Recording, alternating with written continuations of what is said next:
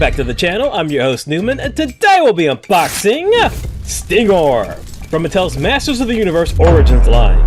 This 1/12 scale figure measures 5.5 inches in height. It's made of plastic, contains 16 points of articulation, and comes with a claw, an extra hand, a shield, and a scorpion tail. Now before we get to the unboxing, it would greatly be appreciated if you were to like this video, if you do indeed like it, and subscribe.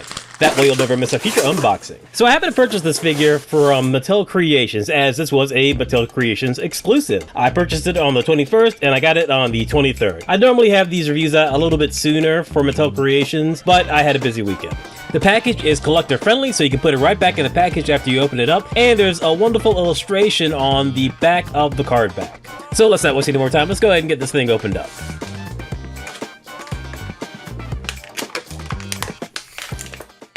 Alright, now we've got the figure in hand, and overall, this looks really good. It has the standard Origins buck with a few alterations. Paint application looks good. The sculpt looks good as well. Overall, I think this is a really aesthetically pleasing figure. It looks really good. Looks like he's got a little hole there for his tail, but we'll go more into all of that stuff after the articulation. So the head is on a ball joint, goes all the way around. You can get some pretty good angles in there. Arms go up to about yay high. You can twist them at the deltoids. We've got single joints in the elbows, which are nice and tight. The wrist goes all the way around and it's on a hinge as well. Waist goes all the way around. Legs go up to about yay high. Single joints in the knees. We've got a twist at the boots, boot cut, and we've got pretty decent ankle articulation. So all of this articulation is pretty standard to the Origin figures. Everything seems nice and tight. If anything, I think the waist might seem a little bit loose, but I'm not too worried about the waist. Next up, we're going to go ahead and take a closer look at Stingor's accessories. So starting with the mini comic that the figure comes with. There's no tape on the plastic. They usually don't have it on the Mattel Creations. So here is the comic. Illustration looks very, very good. You can pause it, read what you can, but if you want to read the whole thing, go ahead and get the toy. Moving on to the main accessories, first up we're going to take a look at his crab claw. It looks pretty similar to the crab claw for Clawful. It's definitely not the same, but it does look similar. The paint application on this is really good, especially for an Origins figure. There's a nice airbrush on there. Very nice. Next up we have a more human looking hand. It's all black with pointed fingernails. Next up we have a shield, which I thought was a little awkward looking at first until I turned it to the side and I realized that this is actually a claw. So that's, that's a little fun design. And lastly, we have his tail. This is a great design. The sculpt is really good. There's a lot of good detail in this. And the paint application is just as good as the claw itself. And all of these segments are articulated. So I'm really glad Mattel put a little bit of money into this and they didn't settle for a bendy wire. So let's go ahead and get this tail on the figure itself. Now, it doesn't really feel like a super tight fit, so I'm a little disappointed in that. I wish it was I don't know, maybe more of a lock into place peg. I mean, it's not a bad connection. It's pretty decent, but I wish there was something a little bit more secure. Yeah, you see? Yeah, it's a little too loose for my liking. Although it does look very good on the figure. And this should actually help with a few poses because I can use it as a third leg. So let's go ahead and do a balance test on this guy. And it's going to balance a lot better if you have the tail down. Because that tail, it does have some weight to it, so it throws off the balance a bit. So let's go ahead and swap out one of these hands. I mean, there's only one other hand, so let's take out the right hand and get this black human-esque hand in here.